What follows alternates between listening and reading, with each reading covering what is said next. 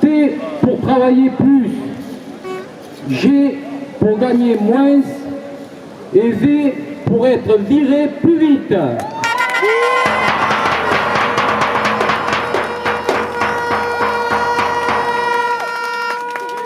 Ce projet organise une régression généralisée des droits des salariés et accroît la précarité, notamment des jeunes. L'ampleur et la force des différentes mobilisations ont contraint le gouvernement à faire quelques concessions à la marge sur ce texte dont le seul but était de jouer la montre et diviser le mouvement pour faire passer la pilule. Mais aujourd'hui, le problème de fond reste le même.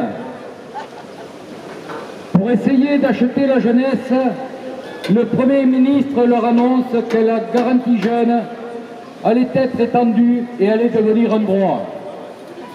Aux décrocheurs, comme il les appelle, il ne leur a pas dit comment il allait financer cette carotte. Il voulait faire travailler les apprentis jusqu'à 10 heures par jour et 40 heures par semaine. Il a abandonné, mais sauf dérogation. Pour plaire à la CFDT, alors c'est celle de Paris, de Laurent Berger, évidemment, c'est pas celle qui est avec nous aujourd'hui. Il a transformé le barème des indemnités prud'homales en préconisation. On connaît la suite. Aujourd'hui, le Code du travail protège tous les salariés, quelle que soit l'entreprise. Demain, il y aura autant de codes du travail que d'entreprises. On verra alors la durée maximale de travail journalier passer de 10 à 12 heures. La durée maximale de travail hebdomadaire passer de 48 à 60. Les heures supplémentaires, aujourd'hui majorées à 25 ou 50%, passer à 10%. Les changements d'horaire des salariés à temps partiel seront possibles dans un délai de prévenance de 3 au lieu de 7 jours. Alors que le nouveau code, dans son article 9, prévoit la conciliation entre la vie professionnelle et la vie personnelle et familiale est recherchée dans la relation du travail, eh bien, l'ordre et les dates de départ en congé payé pourront être changés au dernier moment. Cherchez l'erreur. Un référendum d'entreprise pourra valider un accord, même si les syndicats représentant 70% des salariés s'y opposent. Les PME de 50 salariés pourront déroger aux règles des 35 heures et passer leurs salariés au forfait jour, même sans accord collectif. Une entreprise pourra faire travailler davantage ses salariés et les payer moins. Et si le salarié refuse, il pourra être licencié pour motif personnel. Une entreprise encore pourra faire un plan social sans avoir de difficultés économiques. La visite médicale d'embauche sera supprimée. Le bulletin de salaire électronique va remplacer le bulletin papier, etc., etc., etc. Cette loi, chers amis, chers camarades, est un retour aux conditions existantes au XIXe siècle. Même si la ministre du Travail inscrit dans le Code, chacun est libre d'exercer l'activité professionnelle de son choix. Entre nous, si c'était vrai, ça se saurait, et on ne serait certainement pas là aujourd'hui. Et de rajouter, tout salarié a droit à une rémunération lui assurant des conditions de vie dignes. Mais c'est exactement ce que nous voulons. Pour calmer la grogne qui monte depuis plusieurs semaines dans le pays, le Premier ministre est obligé de déminer et de trouver des compromis.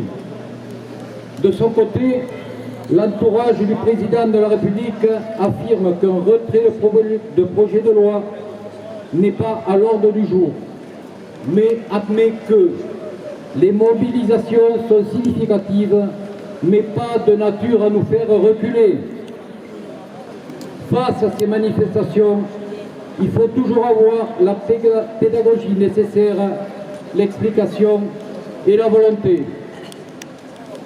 De la volonté, on en a. Et sous la pression de la rue, ces compromis ont fait réagir le MEDEF, qui menace de suspendre la négociation de l'assurance chômage si le projet de loi travail n'est pas corrigé profondément d'ici 3 semaines. C'était le 14 mars dernier. La première version du texte allait dans le bon sens. La nouvelle est intolérable. Il faut arrêter le délire. On arrive à la limite du dialogue social à la française, disait-il. Ça y est, les camarades, il est passé aux aveux. À quand le MEDEF et la CGPME dans nos cortèges? Chers amis, chers camarades, ne soyons pas dupes. Leurs caprices et gesticulations ont 3 objectifs. Ramener les salariés à la soumission, enterrer le paritarisme et éliminer les syndicats réformistes comme nous. Oui, nous le sommes, mais pour les réformes lorsqu'elles sont dans l'intérêt des salariés. Kant avait leur méthode godille. À l'Élysée, on danse le tango. Et à Matignon, on danse la valse musette. Vous savez, c'est celle où on tourne aussi bien à droite qu'à gauche. En ce moment, c'est plutôt à droite. Pour un projet qui n'aura de toute façon qu'un effet marginal sur l'économie et l'emploi. Nous, CGT, FSU, FO, Solidaire, UNEF, avec vous, privés d'emploi, salariés, retraités et jeunes, tous ensemble, organisons une détermination et une mobilisation sans faille jusqu'au retrait. Partout, dans les entreprises, dans les administrations, dans les lycées, dans les universités, dans les quartiers, organisons-nous pour poursuivre le mouvement. Comme ce fut le cas dans le passé, l'avenir est entre nos mains.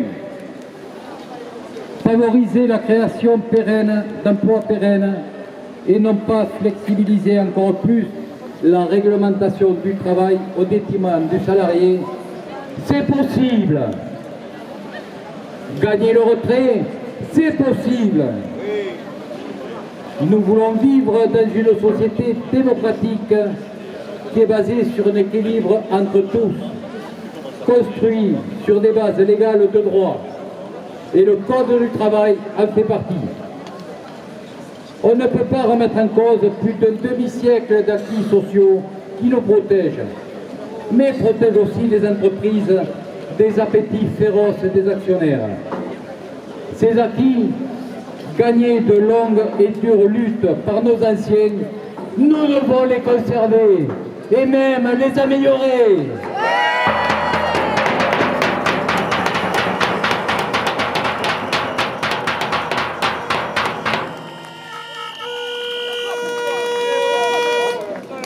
Les débats dans l'hémicycle de l'Assemblée nationale sur le projet de loi réformant le Code du travail s'ouvriront mardi prochain.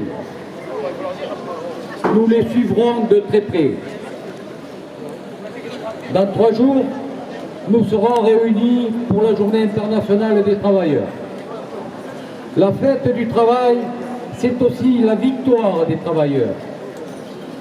Tous ensemble, avec détermination et en amplifiant la mobilisation, nous pourrons y accrocher celle contre la loi El Khomri. Notre destin nous appartient. Il faut avoir le courage de le saisir. C'est le moment. Mobilisons-nous.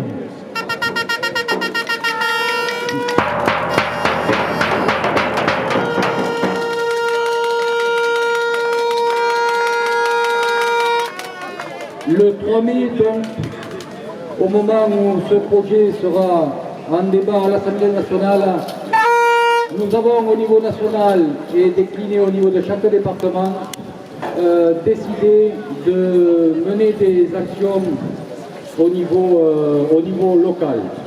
On vous fera part dans les prochaines heures, on s'est réunis dans l'après-midi en intersyndical, on vous fera part des différentes modalités pour presser sur les parlementaires qui ont la clé de la solution entre les mains.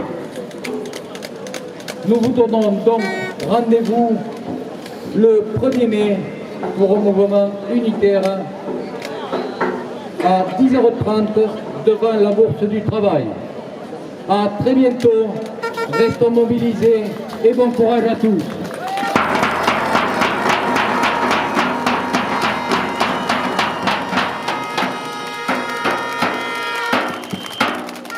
Alors, vous avez bien compris, prochain rendez-vous le 1er mai. Il faut que ce 1er mai soit une grande réussite. Il a un cadre unitaire particulier cette année, donc il faut lui donner la résonance nécessaire. Le 3 mai, comme l'a dit Gérard, eh bien, on va en discuter à l'intersyndicale. On vous proposera une initiative ou des initiatives. Et tout à l'heure, j'ai dit, si les actionnaires mécontents de la Société Générale qui ont été occupés tout à l'heure voulaient la parole, on pouvait avec plaisir leur donner. Donc voilà, je leur laisse la parole et à très bientôt.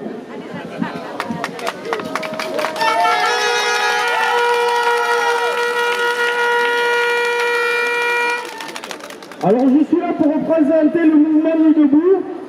C'est un mouvement qui est né, c'est un mouvement citoyen.